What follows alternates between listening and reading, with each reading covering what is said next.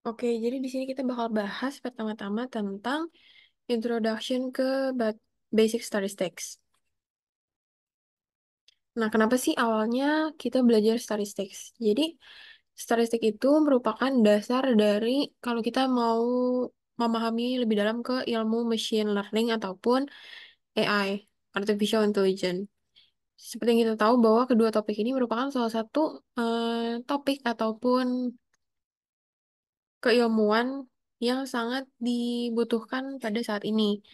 Nah, di sini kita bisa lihat bahwa bahkan dalam satu hari itu terdapat 2,5 kuintilion data. Kuintilion itu angka di mana dia mencapai 18 sampai 20 nol di belakang angkanya. Bayangin seberapa banyak data yang tercipta dalam satu hari.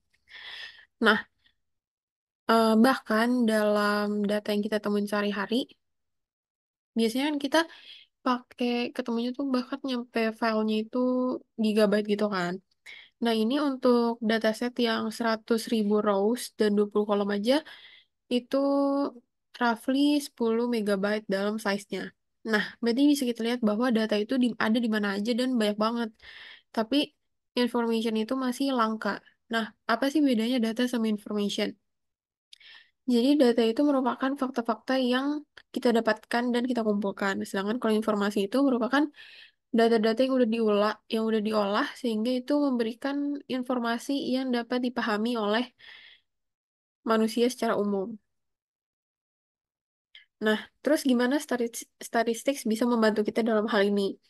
Jadi ada dua tipe dalam statistical method. Yang pertama itu ada descriptive statistics dan juga inferential statistics. Di mana descriptive statistics itu merupakan metode di mana kita merangkum atau mensummarize data yang udah kita kumpulkan atau yang udah kita measure. Misalnya kita punya data gaji karyawan di perusahaan A, maka kalau kita pakai descriptive statistic, kita bisa tahu nih berapa sih rata-rata dari gaji karyawan tersebut. Nah, habis itu kalau inferential statistics, di sini kita bisa memberikan penjelasan untuk sebuah solusi ataupun fenomena, di mana metode ini allows kita untuk mengambil keputusan ataupun kesimpulan berdasarkan dengan analisis yang telah kita lakukan. Nah, tapi sebelum kita belajar lebih dalam nih tentang metode statistiknya, kita perlu tahu apa sih data. Jadi data itu merupakan kumpulan dari fakta-fakta yang kita obtain bisa melalui observation ataupun measurements. Nah, data itu bisa kuantitatif ataupun kualitatif. Kuantitatif data itu biasanya berbentuk numerik yang bisa didapatkan melalui measurement ataupun counting. Jadi measurement itu kayak mengukur ataupun menghitung. Menghitung itu counting kan. Nah, contohnya kita mengukur tinggi bangunan. Nah, karena hasilnya itu bisa koma, berarti dia diukur. Karena biasanya hasil dari menghitung atau counting itu merupakan bentuk bilangan bulat atau integer. Kayak number of branches in a tree itu kan, misalnya di pohon itu ada 5 ranting. Berarti kan itu dihitung. Nah, kemudian untuk kualitatif data, data kualitatif itu biasanya bersifat deskriptif dan juga unquantified. Contohnya itu hair color dan juga food taste. Nah, terus di sini apa sih bedanya population sama sampel data? Kalau misalnya kita pengen ngekondak statistical method nih, kita perlu tahu apa sih bedanya population sama sampel. Jadi population itu data yang kita kumpulkan dari every member of a group. Misalnya kita mau ngukur rata-rata tinggi badan di suatu kelas, di mana satu kelas itu ada 30 siswa. Nah, berarti untuk tahu rata-rata dari kelas itu, kita harus ngumpulin data tinggi badan dari 30 siswa tersebut. Sedangkan kalau sampel, itu kita maunya ngambilnya dari 10 orang aja deh, dari 30 orang yang ada di kelas itu. Karena sampel itu gathered only selected member of a group. Tapi selected member of the group itu mesti random dan juga representatif. Maksudnya gimana? Jadi orang yang dipilih itu nggak boleh misalnya dipilih dari cowok aja deh, data tinggi badan cowok ataupun data tinggi badan cewek aja deh. Karena mereka nggak akan representatif terhadap the whole population. Kayak misalnya kan biasanya umumnya tinggi badan cowok itu lebih tinggi daripada tinggi badan cewek, maka dia nggak akan representatif terhadap seluruh tinggi badan populasi di kelas tersebut. Nah, terus biasanya obtain data dari population itu disebut parameter, dan untuk sampel itu disebut statistics. Nah, kalau untuk population, dia itu lebih susah untuk diobserve. Kenapa? Misalnya kan biasanya kita nge-observe data yang besar gitu, kayak misalnya sensus populasi. Dan itu kan bisa nyampe beribu-ribu. Nah, itu akan menjadi lebih time consuming dan juga lebih mahal. Makanya kita ngambil sampelnya, yang mana lebih cepat dan juga lebih murah.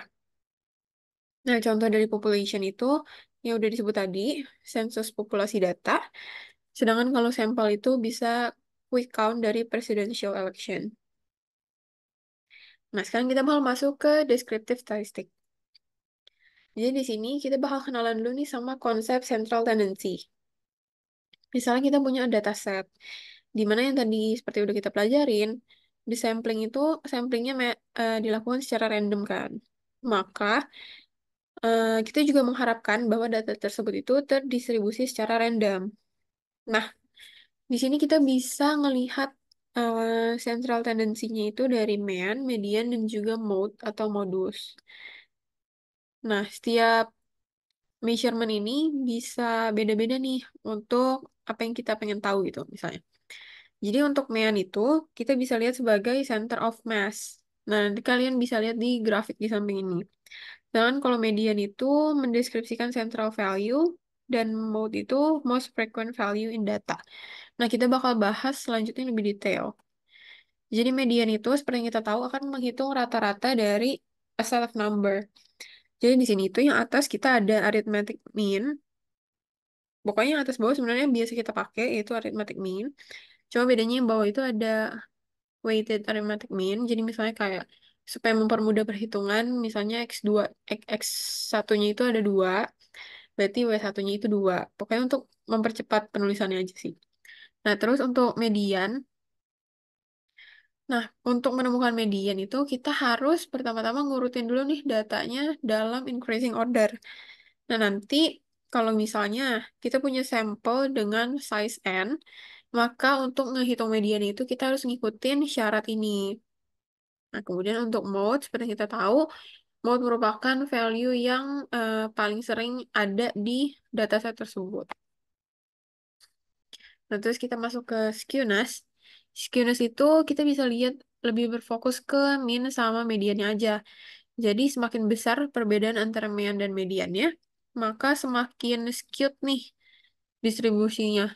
Nih, kita bisa lihat untuk yang positif atau right skewed, itu apabila mean itu lebih besar daripada mediannya. Sedangkan untuk yang negatif atau left skewed, itu berarti meannya itu lebih kecil daripada mediannya. Sedangkan kalau yang terdistribusi symmetrical, itu berarti median sama dengan mean. Nah, di sini untuk mengetahui lokasi dari data kita, kita juga bisa pakai percentile dan quartiles. Gimana sih cara kita nemuin, menghitung percentiles dan quartiles? Jadi kayak median tadi, kita juga harus nge-arrange datanya dalam increasing order. Nah, terus kita bisa pakai rumus ini, yang I sama dengan P per 100N, di mana P itu merupakan persentil yang mau kita cari, dan N itu data size-nya. Nah, kalau misalnya location index yang pengen kita tahu itu integer, berarti kita pakai syarat yang ini. Berarti di P persentil itu average dari data ke I dan juga I plus 1. Sedangkan kalau indeksnya itu bukan integer, maka kita bulatin aja ke integer yang atasnya. Nah, kita bisa lihat nih di sini kalau hubungan antara persentil dan kuartil di grafik di samping ini. Jadi kalau 25 persentil itu sama dengan first quartile. Karena ini baginya per 25 dari 100. Nah, terus nambah lagi kalau misalnya 50 persentil itu sama dengan kuartil 2 atau sama juga dengan median. Nah, terus nambah lagi 75 persentil itu sama dengan third quartile.